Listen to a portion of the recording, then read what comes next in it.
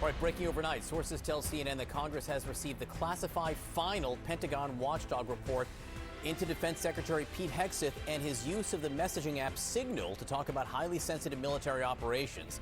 This review was launched after a reporter from The Atlantic revealed in March he was mistakenly added to a Signal group chat that discussed upcoming U.S. military strikes in Yemen. It included information from Hegseth about U.S. assets and timing, including a very specific message saying, "This is when the first bombs will definitely drop."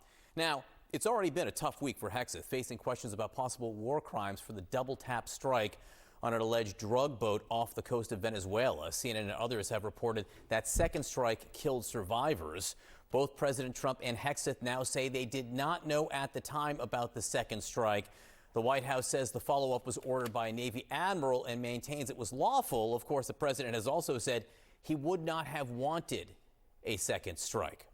With us now is Congressman Pete Sessions, a Republican from Texas. Congressman Sessions, good to see you this morning. We heard both President Trump and Secretary Hegseth yesterday explain a little bit more about what they think happened off the coast of Venezuela. Hegseth said he left the room as he was monitoring those attacks before the second strike. But what questions do you now have about the sequence of events and the decisions that were made? Good morning, John. I think there are a series of questions that surround this, and as you know, those questions are being asked, and that is, who gave the order? What were the standing orders to be?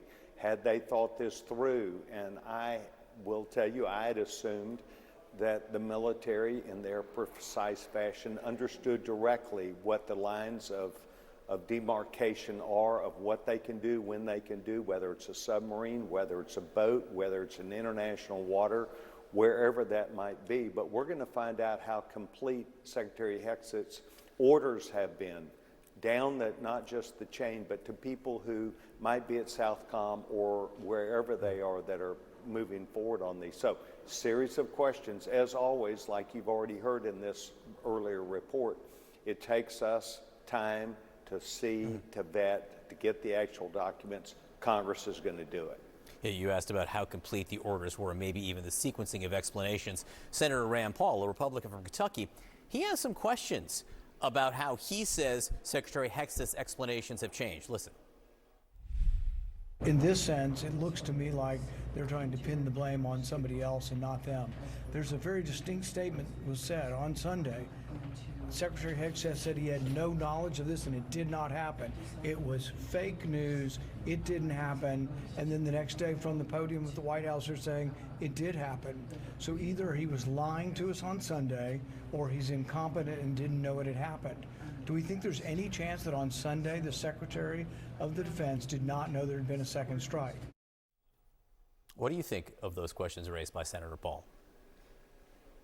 Well, I think that there's a lot of busyness up in Washington, and the White House does not run through their talking points. And the Secretary, we need to know what the directions were. And that's really what matters, not necessarily who said what, but what were the orders, what were the conditions. The military, just like some other branches of the government, have to get it right, and they come off specific orders, and those orders are followed. So the question is, what were Hegseth's orders? What is the direction they were doing? And did Southcom or this admiral act in a way that was consistent with those directions? If they did, then the admiral's clear. So separately from this, although I suppose somewhat connected, the White House and also Secretary of Defense Pete Hegseth have sort of gone after these Democrats who put out a video reminding members of the military that they should not follow illegal orders. The president even suggested at one point that people be executed for treason along those lines. Secretary Hegseth threatening to recall Senator Mark Kelly and maybe even court-martial him. Well, a video from 2016 of then citizen Pete Hegseth has surfaced, and I want to play it for you. I do think there have to be consequences for abject war crimes. If you're doing something that is just completely unlawful and ruthless, then there is a consequence for that. That's why the military said it won't follow unlawful orders from their commander-in-chief. There's a standard, there's an ethos, there's a belief that we are above what so many things that our enemies or others would do. So how is that different then citizen Pete Hegseth reminding people there's an ethos not to follow illegal orders, then what the Democrats did and that Secretary Hegseth now says is so heinous. Well, John, I believe there's a huge blurring of the lines between not only what means, what the words mean. And the bottom line is there are many people who now want to say that even in protecting this country against a drug boat because of the second strike was against international law. It might be. It might be not only when you look at it, but it depends what the circumstances are that the president was operating in and those orders that were given. But let's not get past this. Almost every single thing in Washington is political. It will be seen in two different ways.